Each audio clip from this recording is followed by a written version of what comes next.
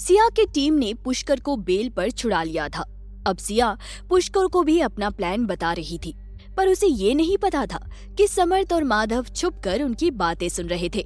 माधव ने समर्थ को समझाते हुए कहा, ठाकुर साहब शांत हो जाइए, अभी कुछ मत कीजिए। अभी तो आपकी लुगाई जो बोल रही है वो सुनिए, वो जरूरी है। समर्थ माधव की बात मान गया। सिया अपना प्लान बताने में बिजी थी। समर्थ ने सिया का प्लान सुनकर माधव की ओर देखते हुए कहा, इसको जरा सा भी डर नहीं लगता कि कितना खतरनाक प्लान बना रही है? माधव ने मुस्कुराते हुए कहा, ठाकुर साहब ये पत्नी किसकी है? आप जब किसी से नहीं डरते तो ये क्यों डरेंगी? समर्थ ने माधव को घूरा तो वो चुप हो गया और समर्थ सिया की बात सुनने लगा। सिया की बात पूरी होते ही हर्ष बोला, सिया हमारे पास सिर्फ 5 दिन है। 5 दिन के बाद पुष्कर की बेल का समय खत्म हो जाएगा और फिर पुलिस पुष्कर को कोर्ट में पेश करेगी। सिया ने हर्ष को जवाब दिया, हाँ मैं जानती हूँ भाई साहब, आप चिंता मत कीजिए, हम उससे पहले ही पुष्कर भाई साहब को इस कैद से आजाद करवा देंगे। सिया की बात सुनकर पूर्णा ने कहा, जी तो अब हम सब रात में 8 ही मिलेंगे? सिया ने हाँ में सिर हिलाकर कहा, हाँ अब हम। सिया ने इतना ही कहा था कि तभी सिया का फोन बजने लगा। सभी लोग सिया की तरफ देखने लगे क्योंकि अभी तक सिया ने किसी को भी अपना नंबर नहीं दिया था। सत्या ने सिया को देखते हुए पूछा, किसका फोन है भाभी सा? कि भाई सा है? सिया ने ना में सिर हिलाकर कहा, नहीं मेरे दोस्त का फोन है, मैं बात करके आती हूँ। सिया ने फोन देखकर मन में कहा, मुझे लगता है कि अब मुझे अक्षत से बात करनी होगी, मैंने उससे 1 महीने से बात नहीं की है। सिया समर्थ जिस पिलर के पीछे छुपा था उससे कुछ दूर खड़ी होकर फोन पर बात करने लगी। सिया ने फोन पर कहा, हेलो। सामने से अक्षत बार में बैठकर दारू पी रहा था। अक्षत ने जवाब देते हुए कहा, सिया भाभी सा, थैंक गॉड आपने फोन उठाया। मैंने आपको कितनी बार फोन किया लेकिन आपने एक बार भी मेरा फोन नहीं उठाया। क्या मुझसे कोई भूल हो गई है? समर्थ और माधव सिया की बात सुन रहे थे तो वही सत्या, हर्ष, पुष्कर, पूर्णा और शिवम दूर खड़े होकर सिया को देख रहे थे। सिया ने माथे पर हाथ रखते हुए कहा, तुम लोग क्या पागल हो? जानते हो ना कि मैं यहाँ क्यों आई हूँ? तुम मेरा मकसद भूल तो नहीं गए? मुझे यहाँ पर बहुत काम होता है, मैं कैसे तुम सबसे बात कर सकती हूँ? वैसे भी मैंने बोला था कि मैं यहाँ आने के बाद तुम लोगों से बात नहीं करूंगी और तुम लोग मुझसे कांटेक्ट भी नहीं करोगे। सिया के ऐसे रूडली बात करने से अक्षत दारू के नशे में इमोशनल होकर रोने लगा। उसने रोते हुए कहा, भाभी सा आप सच में बदल गई हैं। आप अब मेरी भाभी सा नहीं रही। आप मुझसे बिल्कुल प्यार नहीं करती। आपको पता है मुझे आपकी कितनी याद आ रही थी। सिया ने अक्षत की बात सुनकर उसे प्यार से समझाते हुए कहा, अरे ऐसे क्यों कह रहे हो? मैं तुमसे प्यार करती हूँ, मुझे भी तुम्हारी याद आती है। ऐसे रोना बंद करो। सिया के मुंह से ऐसी बातें सुनकर समर्थ के गुस्से में मुट्ठी भींच रही थी। समर्थ का खून खौल रहा था। अक्षत ने रोते हुए कहा, फिर आप मुझसे बात क्यों नहीं करती? मैं आपको बुरा लगता हूँ क्या? क्या मैं आपको तंग करता हूँ? सिया ने मुंह बनाते हुए कहा, क्या तुम दारू पी रहे हो? Are you mad? तुम्हें मुझसे बात करनी थी तो ड्रिंकिंग करने की क्या जरूरत थी? तुम्हें पता है ना कि मुझे दारू पीने वालों से सख्त नफरत है, फिर भी तुमने दारू पी। समर्थ ये सब चुपचाप सुन रहा था। सामने से अक्षत ने रोते हुए कहा, मुझे पता है भाभी साहब, लेकिन मुझे आपकी याद आ रही थी तो मैं क्या करता? आप मेरी जगह होती तो आप भी ड्रिंक करती। आपको नहीं पता कि मैं किस मुसीबत में फंसा हुआ हूँ। अक्षत की बात सुनकर सिया के चेहरे पर शिकन आ गई। समर्थ ने सिया की बात सुनकर गुस्से में बड़बड़ाते हुए कहा, ये मारी लुगाई होकर किसी और से प्यार की बात कर रही है, इसको तो मैं। माधव ने समर्थ को शांत करवाते हुए धीमे स्वर में कहा, ठाकुर साहब शांत हो जाइए, उनकी पूरी बात सुनने के बाद कोई फैसला लेना। सिया ने हड़बड़ाते हुए पूछा, कैसी मुसीबत? क्या हुआ? वहाँ सब ठीक तो है? तुम प्लीज रोना बंद करो और शांति से बताओ कि क्या हुआ। अक्षत ने अपने आंसू पोंछते हुए कहा, भाभी साहब, पाखी दूसरे बच्चे के लिए बोल रही है, अब मैं क्या करूं? मुझे कुछ समझ नहीं आ रहा। अक्षत की बात सुनकर सिया के चेहरे का रंग उड़ गया। सिया ने अपने माथे पर हाथ रखते हुए कहा, हे राम जी, तुमने उसे कुछ बताया तो नहीं? अक्षत ने रुंधे स्वर में जवाब देते हुए कहा, भाभी साहब, मैं उससे प्यार करता हूँ। अगर मैं उसे इतना बड़ा सच बताऊंगा तो वो सहन नहीं कर पाएगी। मैं क्या करूं भाभी साहब, मेरी हेल्प कीजिए।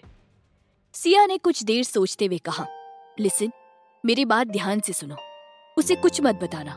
मेरी मानो तो एक बार और ट्राई करो, शायद तुम दोनों पति पत्नी की किस्मत में बच्चा आ जाए। सिया की ये बात सुनकर समर्थ के चेहरे का गुस्सा गायब हो गया। माधव ने धीरे से कहा, ध्यान से बात सुनिए। समर्थ सिया की बात ध्यान से सुनने लगा। सिया ने अपनी बात पूरी करते हुए कहा, वैसे भी तुम्हारी पत्नी तुम्हारा प्यार है, अपने प्यार से कब तक दूर रहोगे? अगर फिर भी कोई प्रॉब्लम हो तो मुझसे बात कर लेना, इस बार मैं उससे खुद बात करूंगी, ठीक है? अक्षत ने सिया की बात मानते हुए कहा, ठीक है भाभी साहब। सिया ने मुस्कुराते हुए कहा, तुम मेरे छोटे भाई हो तो मेरी बात मानो और चुपचाप घर वापस जाओ। नहीं नहीं, अपने आप मत जाना, किसी को फोन करके बुला लो, वो तुम्हें पिकअप कर लेगा। अक्षत ने अपने आंसू साफ करते हुए कहा, आई मिस यू भाभी साहब। सिया ने मुस्कुराते हुए कहा, मैं भी आप सबको बहुत याद करती हूँ। अच्छा ठीक है, अपना और बाकी सबका ध्यान रखना, अब फोन रखो। सिया ने कॉल डिस्कनेक्ट कर दी। सिया जब सबके पास गई तो सबके सवालों की बौछार शुरू हो गई। सबसे पहले सत्या ने सवाल किया, क्या हुआ भाभी साहब, आप परेशान लग रही थी? सत्या के बाद पुष्कर ने सवाल किया, भाभी साहब आपके मायके में तो सब ठीक है ना? उनके सवाल सुनकर सिया कुछ बोलती उससे पहले हर्ष बोला, बोलो ना सिया, क्या हुआ? क्या तुम्हारी फैमिली में कोई प्रॉब्लम है? तुम्हारे माँ और बापू सा तो ठीक है ना? शिवम को सब कुछ पता था, लेकिन वो मन में सवाल कर रहा था, क्या हुआ सिया भाभी सा को? सिया ने थोड़ा मायूस होकर कहा, भाई साहब मेरे माँ और बापू सा नहीं है। सिया की बात सुनकर सबके चेहरे पर मायूसी छा गई। हर्ष ने झट से पूछा, सिया तुम्हारे परिवार में और कोई नहीं है क्या? सिया ने हाँ में सिर हिलाकर कहा, हाँ है, एक भाई है, लेकिन ये उसका नहीं, मेरे दोस्त का फोन था, उसके घर में एक प्रॉब्लम थी, पर अब सब ठीक है। सत्या ने सिया के मुंह से उसके भाई के बारे में सुनकर सवाल पूछा, भाभी साहब आपके भाई सा कट्ठे रहते हैं, आपने कभी बताया नहीं। पुष्कर ने सत्या की बात में हामी भरते हुए कहा, हाँ भाभी साहब बताइए ना, आपके भाई सा कट्ठे रहते हैं, हम उनसे मिलने चलेंगे। सत्या और पुष्कर की बात सुनकर सिया के चेहरे का रंग सफेद पड़ गया। शिवम सिया की हालत समझ रहा था। सिया ने उन दोनों को मना करते हुए कहा, नहीं, हम उनसे मिलने नहीं जा सकते। हर्ष, पूर्णा, सत्या और पुष्कर चारों सिया की बात सुनकर उसे सवालिया नजरों से देखने लगे। सत्या ने झट से पूछा, क्यों भाभी साहब आप अपने भाई से मिलने क्यों नहीं जा सकती?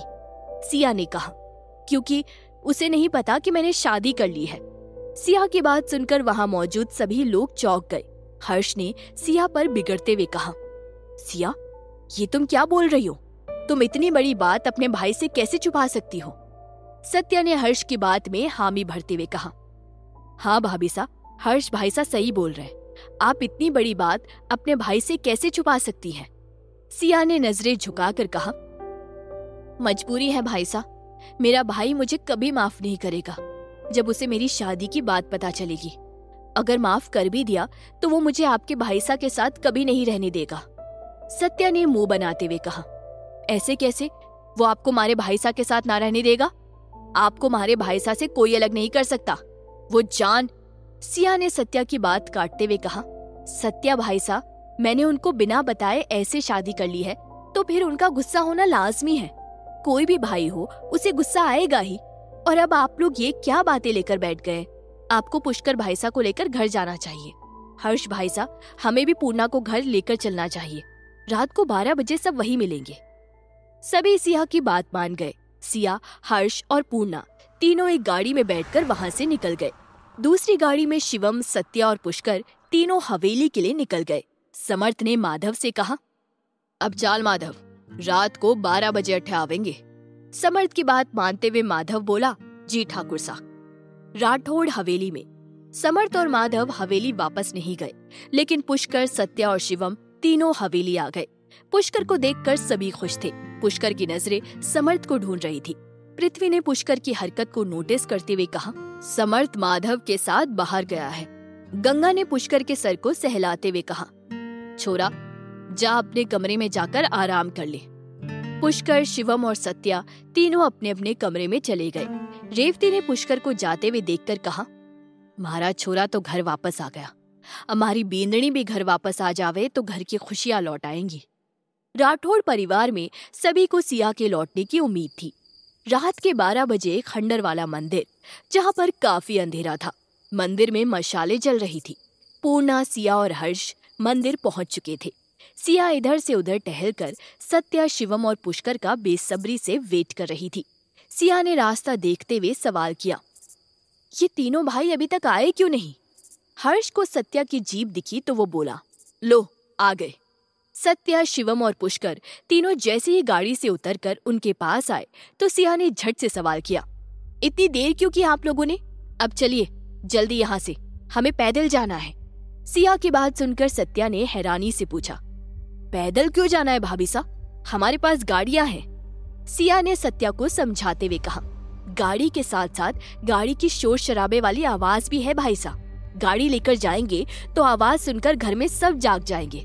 वैसे भी ज्यादा दूर नहीं है उनका घर। हर्ष ने सिया की बात में हामी भरते हुए कहा, सिया सही बोल रही है, अब चलो सब। वो लोग पैदल ही वहां से निकल गए।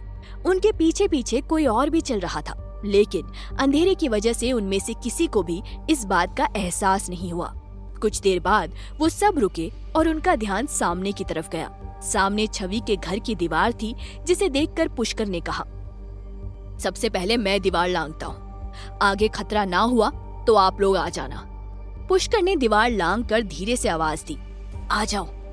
शिवम दीवार पर चढ़कर बैठ गया और उसने कहा, भाभी सा और पूर्णा मेरा हाथ पकड़कर एक एक करके ऊपर आओ। सत्या ने सिया से कहा, पहले आप जाइए भाभी सा। सिया ने शिवम का हाथ पकड़ लिया। सिया जैसे ही दीवार चढ़ने लगी तो उसका पैर घाघरे में अटक गया, जिस कारण उसका हाथ छूट गया और वो किसी की बाहों में जा गिरी। समर्थ अपनी बाहों में पकड़े सिया को देखकर बोला, चतुरी संभल कर। समर्थ को देखकर सिया की आंखें बड़ी हो गई। समर्थ के वहां आने से क्या होगा सिया की टीम के प्लान का? क्या सिया कभी शिव, अक्षत और समर को बता पाएगी अपनी शादी के बारे में? क्यों डर रहा है अक्षत पाखी के करीब जाने से? जानने के लिए सुनते रहिए मारी चांद कवर, सिर्फ पॉकेट एफएम पर।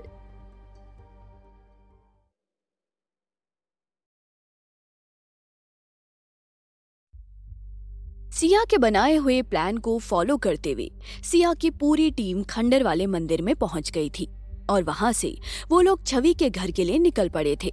छवि के घर में घुसने के लिए सब लोग दीवार लांघ रहे थे। सिया भी दीवार लांघने लगी तो उसका पैर घाघरे में अटक गया और सिया का हाथ शिवम के हाथ से छूट गया। सिया जमीन की जगह समर्थ की बाहों में गिरी, जो उन सब का पीछा करते हुए वहां तक आया था। समर्थ को देखकर सिया चौंक गई। समर्थ अपनी बाहों में सिया को पकड़कर देख रहा था। समर्थ को देखकर सिया की आंखें बड़ी हो गई थी। वहां मौजूद सभी लोगों के पैर डर के मारे कांपने लगे। सिया और समर्थ एक दूसरे की आंखों में देख रहे थे। उन दोनों पर सभी की नजरें जमी हुई थी। दीवार के उस पार खड़े पुष्कर ने देखा कि कोई दीवार पार करके नहीं आ रहा है, तो उसने दीवार के ऊपर से झांक कर पूछा, क्या हुआ तुम लोगों को? आ क्यों नहीं रहे? पुष्कर की आवाज सुनकर सब उसकी ओर देखने लगे। सबको एक नजर देखकर पुष्कर की नजरें जब समर्थ से मिली तो उसकी आंखें फटी की फटी रह गई। समर्थ ने उसे घूरते हुए कहा, थारे को शर्म ना आवे है? पुष्कर ने आंखें बड़ी करके हकलाते हुए बोला, भाई सा। सत्या ने भी हकलाते हुए कहा, भाई सा यहाँ पर क्या कर रहे हैं? सत्या तो समर्थ के डर से भागने के लिए पीछे मुड़ा तो वो पूर्णा से टकरा गया, जिससे पूर्णा का सिर उसके सीने से लग गया। पूर्णा ने सिर उठाकर सत्या को देखा। सत्या ने पूर्णा को देखकर मुंह बनाते हुए कहा, पहलवान हमारे रास्ते में क्यों खड़ी है? पूर्णा ने अपना माथा सहलाते हुए कहा, दिखाई ना देता के? अब घूर के रहे हो? हमारा माथा फोड़ दिया। पूर्णा की बात सुनकर सत्या ने मन में कहा, ये छोरी कभी प्यार से बात ना कर सकती के? खड़ूस और घमंडी कहेगी। पूर्णा ने सत्या को साइड में करते हुए समर्थ से पूछा, ठाकुर सा आप आधी रात में अट्ठे क्या कर रहे हैं? समर्थ ने सिया को गोद में से नीचे उतारा और अपनी सर्द आवाज में बोला, तुम लोगों का तमाशा खत्म हो गया है या अभी बाकी है? पुष्कर ठाकुर जरा सामने आओ तो। पूर्णा ने मुंह बनाते हुए समर्थ से कहा, हम लोग अठे कोई तमाशा ना कर रहे थे, हम लोग। पूर्णा की बात काटते हुए सिया ने कहा, पूर्णा मैं बात करती हूँ इनसे, तुम 2 मिनट चुप रहो। पूर्णा ने सिर हिलाकर कहा, ठीक है जीजी। हर्ष ने सिया की बात सुनकर मुंह बनाते हुए मन में कहा, सिया क्यों दीवार से सिर पीट रही है? बचपन से इसके साथ पला बड़ा हूं, ये 1 नंबर का जिद्दी इंसान है, ये कभी नहीं मानेगा। सिया ने समर्थ को समझाते हुए कहा, देखिए हम यहाँ एक जरूरी काम करने आए हैं, आप बीच में मत आइए, प्लीज जाइए यहाँ से। समर्थ सिया को उंगली दिखाते हुए गुस्से में बोला, चतुरी तू चुप रह, थारी वजह से आज ये सब हो रहा है। तू अगर मैंने पुष्कर के बारे में पहले ही बता देती तो पुष्कर को जेल नहीं जाना पड़ता और तुम सबको मिलकर ये सब भी ना करना पड़ता। सिया समर्थ को गुस्से में घूरते हुए चुप हो गई तो समर्थ ने अपने भाइयों पर भड़कते हुए कहा, तुम तीनों के लिए मुहूर्त निकालूं के? समर्थ की बात सुनकर पुष्कर, शिवम और सत्या एक लाइन में समर्थ के सामने खड़े हो गए। समर्थ ने पुष्कर को घूरते हुए कहा, थारे से जब एक बार गलती हो गई थी तो फिर वही गलती दोबारा करके तू बच जाएगा के? ये तने। सिया ने समर्थ की बात काटते हुए कहा, हम लोग गलती दोहराने यहाँ नहीं आए थे। समर्थ ने सिया को फिर से उंगली दिखाते हुए कहा, चतुरी तू मने ज्यादा सफाई मत दे, मने अच्छी तरह पता है कि तुम सब अठे लाखन की छोरी को लेने आए हो, क्योंकि तुम सबको लगता है कि लाखन ने पुलिस में झूठी रिपोर्ट दर्ज करवाई है। समर्थ की बात सुनकर सभी उसकी ओर हैरानी से देखने लगे। सिया ने हाँ में सिर हिलाकर कहा, हाँ वो पूर्णा आज सुबह यहाँ आई तो उसे पता चला कि छवि की शादी तय हो गई है और वो अपने कमरे में बैठी रो रही थी। उसने बोला था कि उसको शादी नहीं करनी है, वो नौकरी करना चाहती है। हम उसकी मदद करने आए हैं और उसी बहाने उससे सच भी जान लेंगे। समर्थ ने हाथ फोल्ड करके कहा, अठे कोई होगा तभी तो सच पता चलेगा तुम सबको। समर्थ की बात सुनकर सभी उसको आंखें बड़ी करके देखने लगे और हर्ष ने माथे पर हाथ रखते हुए कहा, मतलब छवि यहाँ नहीं है? सिया ने कुछ सोचते हुए समर्थ से सवाल किया, छवि यहाँ नहीं है तो कहाँ है? और छवि यहाँ नहीं है यह आपको कैसे पता चला? क्या आप हम पर नजर रख रहे थे? समर्थ ने आंखें छोटी करके सिया को घूरते हुए कहा, सच में तू चतुर है, 1 मिनट में बात पकड़ लेवे हैं, पर कभी कभी थारे से भी चूक हो जावे है। तूने अपनी जोड़ीदार को अठे लाखन के घर भेजा था, तब लाखन घर में ही था। लाखन ने पूर्णा को देख लिया था, इसलिए उसने अपनी छोरी को अठे से दूर भेज दिया। समर्थ की बात सुनकर सभी मायूस हो गए, लेकिन पुष्कर ने झट से पूछा, भाई साहब कटे भेजा है उसने छवि को? समर्थ पुष्कर की ओर आंखें छोटी करके घूरने लगा। तभी सिया ने भी पुष्कर की बात में हामी भरते हुए पूछा, हाँ कहाँ भेजा है लाखन ने छवि को? समर्थ ने कहा, जहां उसकी छोरी का ब्याह होने वाला था। समर्थ की बात सुनकर सबकी उम्मीदों पर पानी फिरता हुआ दिखने लगा। पुष्कर का तो दिल ही टूट गया। पुष्कर ने मायूस होकर कहा, क्या छवि की शादी भी हो गई? सिया ने गुस्से में मुंह बनाते हुए कहा, इतनी जल्दी छवि की शादी भी करा दी उसके बाप ने? कैसा कपटी बाप है। समर्थ ने सिया की बात नकारते हुए कहा, अभी तक शादी हुई ना है। समर्थ की बात सुनकर पुष्कर ने चहकते हुए कहा, के अभी तक शादी ना हुई छवि की? समर्थ की बात सुनकर सभी के चेहरे पर मुस्कान आ गई। समर्थ ने पुष्कर को देखकर मन में कहा, ये पुष्कर कुछ ज्यादा ही उछल रहा है, कुछ तो गड़बड़ है। सिया ने पूछा, छवि का ससुराल कहाँ है? हम वहां जाकर छवि की हेल्प करेंगे। समर्थ आंखें छोटी करके सिया को घूरते हुए बोला, उसका ससुराल बाड़मेर में है, यानी बठे गाड़ी में जाने में 1 घंटे समय लगेगा और पैदल चलकर जाने में सुबह हो जाएगी। समर्थ की बात सुनकर सभी का मुंह उतर गया। सिया ने चिंता करते हुए कहा, मतलब 1 और दिन ऐसे ही निकल जाएगा? अब हमें कल रात को ही जाना होगा, कहीं कल रात तक छवि की शादी ना हो जाए। और पूर्णा ने सिया की बात काटते हुए कहा, नहीं जीजी, कल शादी नहीं होगी, क्योंकि कल शादी का कोई शुभ मुहूर्त नहीं है। हम लोग अभी बाड़मेर के लिए निकल सकते हैं, वहाँ हमारा पुश्तैनी घर है। बापू साहब तो दिल्ली गए हैं, तो घर की चाबी हमारे पास है। हम सब आज रात वहाँ रुक जाएंगे और छवि को छुड़ाने के लिए नया प्लान बनाएंगे। पूर्णा की बात सुनकर सिया सोच में डूब गई तो हर्ष ने पूर्णा की बात में हामी भरते हुए कहा, सिया, पूर्णा सही बोल रही है। आज रात हम पूर्णा के पुश्तैनी घर पर रुक जाएंगे। सुबह नया प्लान बनाकर छवि के ससुराल पहुंच जाएंगे। सिया कुछ बोलती उससे पहले ही समर्थ ने कहा, अब तुम सबके साथ मैं भी जाऊंगा। मारे वास्ते जगह होगी ना थारे घर में, चतुरी की जोड़ीदार। पूर्णा ने मुंह बनाते हुए कहा, 3 बारातें एक साथ मारे घर में रुक सकती है? इतना बड़ा है हमारा घर। अब ज्यादा बातें ना करो और चलो सब। समर्थ के साथ चलने से सिया घबराई हुई थी।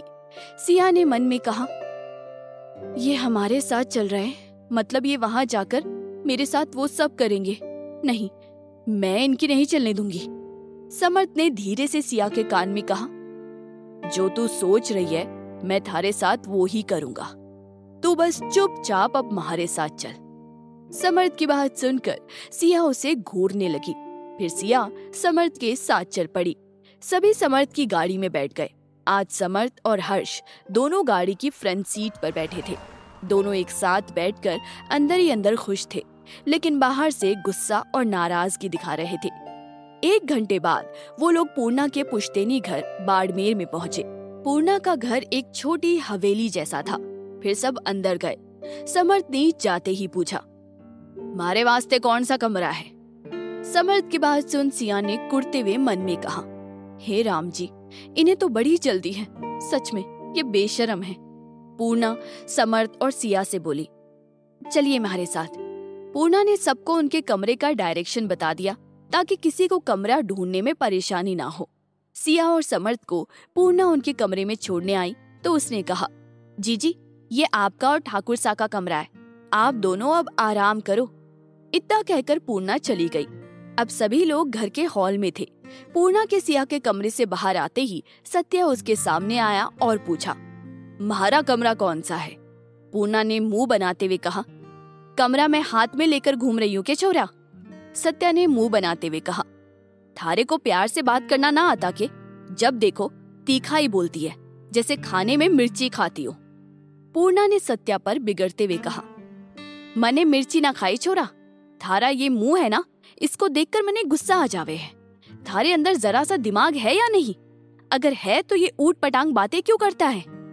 सत्या ने माथे पर हाथ रखते हुए कहा, हे राम जी, तू ना कभी प्यार से बात मत करना। मने हमारा कमरा दिखा पहलवान, ताकि थोड़ा आराम कर सकूं। थारे साथ सुबह से घूमने की वजह से हमारा दिमाग खराब हो गया है। पूर्णा ने मुंह बनाते हुए कहा, मैं थारे साथ प्यार से बात करूंगी, ये तो तू सोचना भी मत। तूने हमारे साथ धोखा किया है और पूर्णा सब कुछ सहन कर सकती है, पर धोखा कभी भी नहीं, समझा? वो दोनों ऐसे बात कर रहे थे और उनसे कुछ दूर हॉल में खड़े शिवम, पुष्कर और हर्ष उनको देख रहे थे।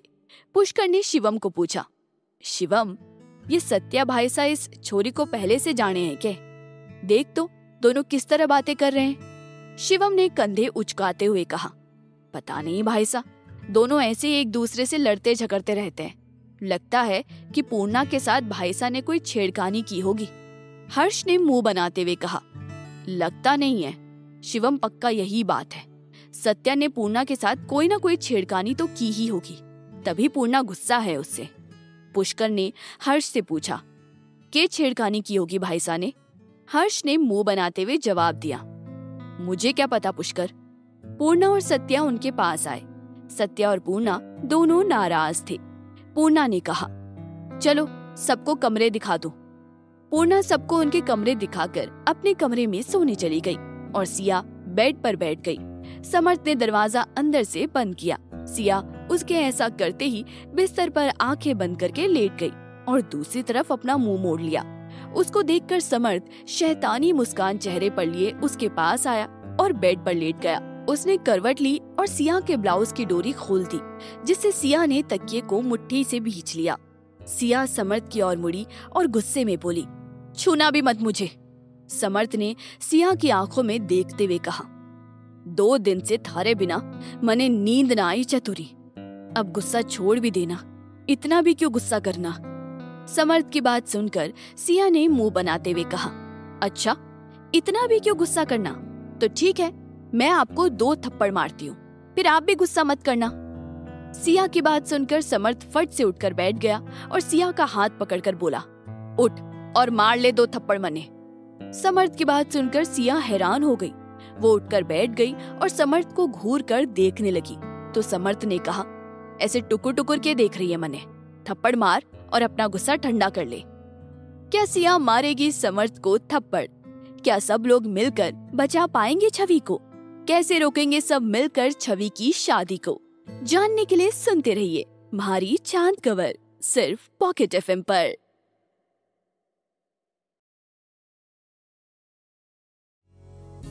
Congratulations! इस कहानी पर आपको 60% डिस्काउंट ऑफर मिल रहा है। ये कहानी सुनते रहिए ऑफर खत्म होने तक। सिया और उसकी टीम को समर्थ ने पकड़ लिया था। समर्थ ने सबको डांटा तो सिया ने उसे सारी बातें समझाने की कोशिश की, पर वो नहीं समझा। फिर समर्थ ने सबको बताया कि छवि की शादी हो रही है और लाखन छवि को उसके होने वाले ससुराल बाड़मेर में ले गया है। छवि की हेल्प करने के लिए पूर्णा उन सबको अपने बाड़मेर वाले घर ले गई। वहाँ सिया और समर्थ जब एक कमरे में आराम करने के लिए गए तो समर्थ सिया को मनाने की कोशिश में लग गया और समर्थ ने सिया से कह दिया कि वो भी उसे थप्पड़ मार ले और अपना गुस्सा शांत कर ले। सिया ने हैरानी से पूछा, आपकी तबीयत तो ठीक है ना? ये कैसी बातें कर रहे हैं आप? समर्थ ने सिया को अपने करीब खींचकर कहा, तने गुस्सा निकालना है तो निकाल ले, मौका है थारे पास। मने मार थप्पड़ और निकाल ले अपना गुस्सा। सिया ने समर्थ को खुद से दूर करते हुए कहा, मुझे तंग मत कीजिए, मुझे सोना है, प्लीज मुझे सोने दीजिए। समर्थ ने ना में सिर हिलाकर कहा, नहीं, पहले तू अपना गुस्सा निकाल फिर सो जाना। समर्थ ने सिया का हाथ पकड़ लिया और फिर से कहा, चतुरी मार मने थप्पड़। समर्थ की बात सुनकर सिया को बहुत अजीब लग रहा था। सिया ने अपना हाथ छुड़ाते हुए कहा, मुझे आपको कोई थप्पड़ नहीं मारना, आप चुपचाप सो जाइए। लेकिन समर्थ कहाँ मानने वाला था। उसने फिर से सिया को अपने करीब खींच लिया। सिया कुछ बोलती उससे पहले समर्थ ने कहा, मैं ठाकुर समर्थ सिंह राठौड़ हूँ। जब तक तू अपना गुस्सा निकाल कर मने माफ नहीं करेगी, मैं नहीं सोऊंगा और ना ही तने छोड़ूंगा। सिया ने अकड़ कर जवाब दिया, मैं भी सिया समर्थ सिंह राठौड़ हूँ। मैं आपको थप्पड़ नहीं मारूंगी तो मतलब नहीं मारूंगी। आपको नहीं सोना तो मत सोइए, मुझे सोने दीजिए। सिया समर्थ से छूटने की कोशिश करने लगी पर नहीं छूट पाई तो समर्थ उसे देखकर मुस्कुराने लगा। समर्थ ने मुस्कुराते हुए कहा, थारी कोई भी कोशिश काम ना आएगी, जो मैं बोल रहा हूँ वो कर, समझी? सिया ने गुस्से में समर्थ का कॉलर पकड़कर कहा, आपकी समस्या क्या है? मैंने बोला ना मैं आपको थप्पड़ नहीं मारूंगी, आपको मेरी बात समझ क्यों नहीं आती? समर्थ ने सिया की आंखों में देखते हुए कहा, थारे को थप्पड़ मारकर मने थारा दिल दुखाया था, बस ये बात सोच और मने थप्पड़ मार दे। सिया ने समर्थ का कॉलर छुड़ाते हुए कहा, ठीक है। सिया ने झट से समर्थ के गाल पर थप्पड़ मार दिया, जिससे समर्थ का मुंह खुला का खुला रह गया। समर्थ सिया को आंखें बड़ी करके घूरने लगा। सिया ने मुंह बनाते हुए कहा, अब ऐसे क्या देख रहे हैं आप मुझे? आपने ही बोला ना थप्पड़ मारने के लिए, तो मैंने थप्पड़ मार दिया, अब सो जाइए। फिर सिया करवट लेकर सो गई। समर्थ सिया के बगल में लेट गया और बोला, तूने सच में मारे को थप्पड़ मारा?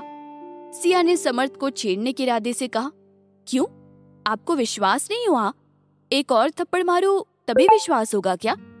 सिया की बात सुनकर समर्थ ने उसको कमर से पकड़कर अपने ऊपर खींच लिया। समर्थ ने आंखें छोटी करके कहा, तने मौका दे दिया तो के तू मने अपना पंचिंग बैग बना लेगी। समर्थ की शक्ल देखकर और उसकी बात सुनकर सिया हंसने लगी। उसे देखकर समर्थ के चेहरे पर भी मुस्कान आ गई। सिया ने हंसते हुए कहा, शक्ल देखिए अपनी, एक थप्पड़ से आपका क्या हाल हो गया है। समर्थ ने पलटकर सिया को अपने नीचे कर लिया और आंखें छोटी करके बोला, घनी हंसी आ रही है तने? समर्थ की बात सुनकर सिया ने मुंह बनाकर कहा, क्या आप मुझे खुश नहीं देख सकते? समर्थ ने सिया के गाल खींचते हुए कहा, 2 दिन से थारे बिना चैन से सो नहीं पाया मैं। सिया ने आंखें छोटी करके कहा, तो क्यों मारा था मुझे, वो भी पूरी बात सुने बिना? अब ये मत बोलिएगा कि आगे से नहीं मारूंगा, क्योंकि आपकी दूसरी गलती माफ कर रही हूँ। तीसरी गलती माफ नहीं करूंगी, चाहे कुछ भी हो जाए। समर्थ ने सिया के माथे पर किस करते हुए कहा। ठाकुर समर्थ सिंह राठौड़ वादा करता है कि अब कभी ऐसा ना होवेगा। समर्थ की बात सुनकर सिया ने कहा, देखते हैं ये वादा कब तक निभाएंगे आप। फिर समर्थ मुस्कुराते हुए सिया को अपनी बाहों में भरकर सो गया।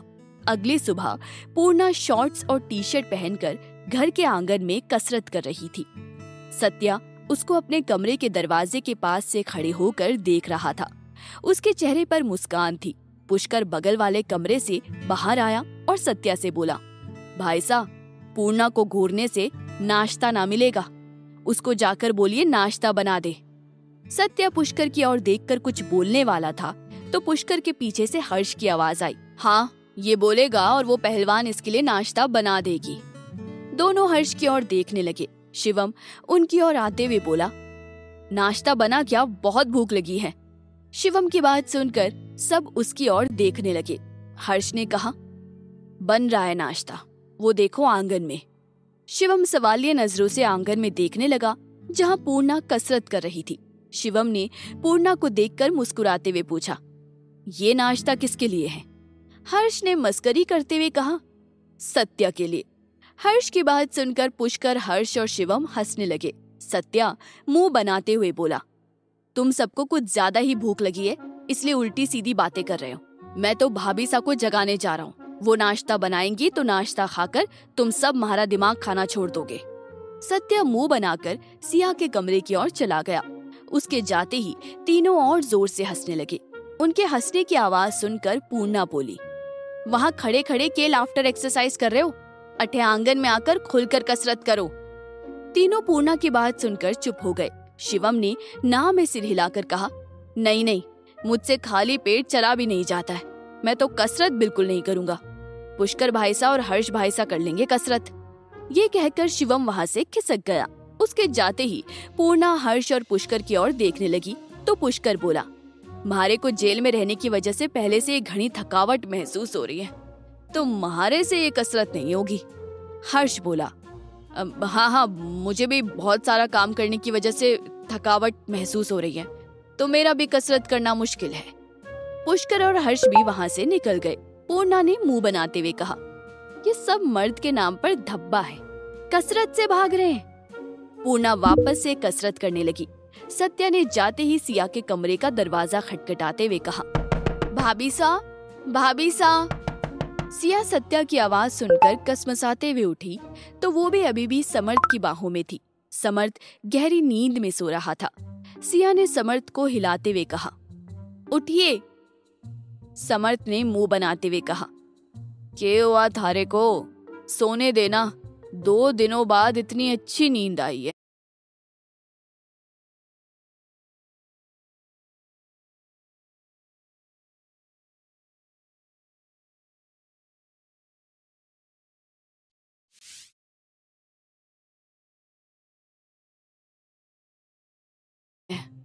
सिया ने मुंह बनाते हुए कहा, देखिए सत्या भाई साहब बुला रहे हैं, छोड़िए मुझे।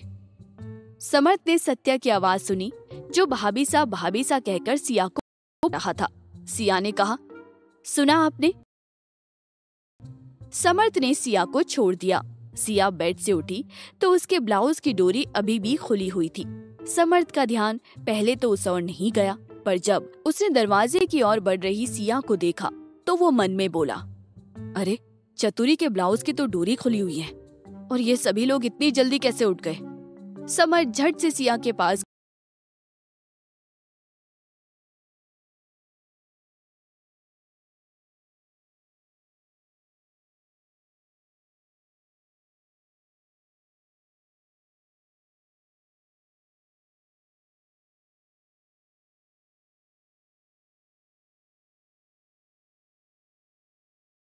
ऐसा कहकर सिया को बुला रहा था। सिया ने कहा, सुना आपने? समर्थ ने सिया को छोड़ दिया। सिया बेड से उठी तो उसके ब्लाउज की डोरी अभी भी खुली हुई थी। समर्थ का ध्यान पहले तो उस ओर नहीं गया, पर जब उसने दरवाजे की ओर बढ़ रही सिया को देखा तो वो मन में बोला, अरे चतुरी के ब्लाउज की तो डोरी खुली हुई है, और ये सभी लोग इतनी जल्दी कैसे उठ गए? समर्थ झट से सिया के पास गया। सिया ने जैसे ही दरवाजा खोला, समर्थ ने उसे साइड से हक करके उसके कंधे पर हाथ रखकर उसकी पीठ को ढक दिया।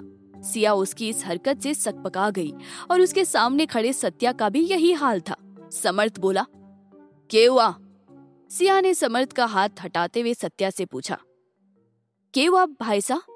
सत्या बोलने लगा। वो भाभी साहब। समर्थ ने फिर से सिया के कंधे पर हाथ रख लिया और इस बार उसकी पकड़ मजबूत थी।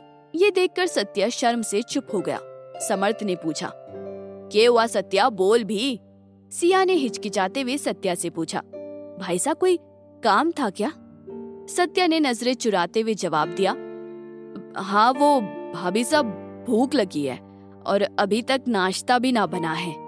सिया झट से बोली, मैं बना देती हूँ, चलिए।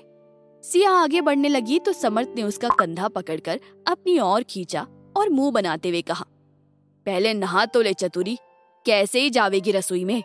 समर्थ की हरकतों से सिया शर्म से पानी पानी हो रही थी और सत्या नजरें झुकाकर खड़ा था। सिया ने हिचकिचाते हुए कहा, मेरे पास कपड़े नहीं है। समर्थ ने सत्या को घूरते हुए कहा, सत्या जा और इसकी जोड़ीदार से कपड़े लेकर आ। सत्या ने हाँ में सिर हिलाया और वहाँ से निकल गया। उसके जाते ही सिया लाचारी से समर्थ की ओर देखने लगी। समर्थ सत्या को जाते हुए देख रहा था। समर्थ को घूरते हुए सिया ने पूछा, ये सब क्या है? छोड़िए मुझे। समर्थ ने सिया को छोड़ा तो वो बिगड़ते हुए बोली, आपको जरा से भी शर्म नहीं आती? अपने भाई के सामने ये सब कौन करता है? समर्थ ने सिया की कमर पकड़कर उसे अपने करीब खींचते हुए कहा, और अपने देवर के सामने ऐसे ब्लाउज की डोरी बांधे बिना कौन जाता है? समर्थ ने सिया को छोड़ दिया तो सिया ने झट से अपनी पीठ पर हाथ रखा और उसकी आंखें बड़ी हो गई। वो झट से अपने ब्लाउज की डोरी बांधने लगी तो समर्थ ने उसके हाथ से डोरी ले ली। समर्थ ने ब्लाउज की डोरी बांधते हुए कहा, थारा तन और मन अब म्हारा है। थारे तन को म्हारे अलावा ना कोई देख सके है ना छू सके है। थारे मन में भी म्हारे अलावा और कोई ना आ सके है। जो म्हारा है उस पर किसी का जरा सा भी अधिकार स्वीकार नहीं करता। समर्थ की बात सुनकर सिया ने मन में कहा, हे राम जी, ये जब ऐसी बातें करते हैं तो मुझे क्यों डर लगता है। अगर कभी इन्हें पता चल गया कि मैं शादीशुदा थी तो। सिया सोच में पड़ गई थी। दूसरी ओर पूना कसरत करके अपने कमरे में आई ही थी कि तभी सत्या वहां आया और आते ही बोला, ए पहलवान, अपने कपड़े निकाल। पूर्णा उसकी बात सुनकर उसे घूरते हुए बोली, ये बोला तूने? सत्या बोला, सुनाई ना दिया, अपने कपड़े निकाल। पूर्णा सत्या को कॉलर से पकड़कर गुस्से में बोली, थारी इतनी हिम्मत कि तू मने ये बात बोले? सत्या ने अपना कॉलर छुड़ाते हुए कहा, थारा दिमाग खराब हो गया है के? गुस्सा क्यों हो रही हो? कपड़े निकालने के लिए बोला, जान तो ना मांगी थारे से। पूर्णा ने फिर से एक हाथ से सत्या का कॉलर पकड़कर दूसरे हाथ से उसको मुक्का दिखाते हुए कहा, दिमाग म्हारा नहीं थारा खराब हो गया है। मने कपड़े निकालने को बोल रहा है, रुक अभी ठीक करूँ थारा दिमाग। पूर्णा की बात सुनकर सत्या को सब समझ आ गया और उसने पूर्णा का मुक्का पकड़कर कहा, सच में थारा दिमाग खराब हो गया है। मैं थारे ये वाले कपड़े निकालने को नहीं बोल रहा था बावड़ी पूछ, अलमारी से कपड़े निकालने को बोल रहा हूँ, भाभी सा ने मंगवाए हैं। सत्या की बात सुनकर पूर्णा ने हिचकिचाते हुए उसका कॉलर छोड़ दिया और बोली, निकालती हूँ।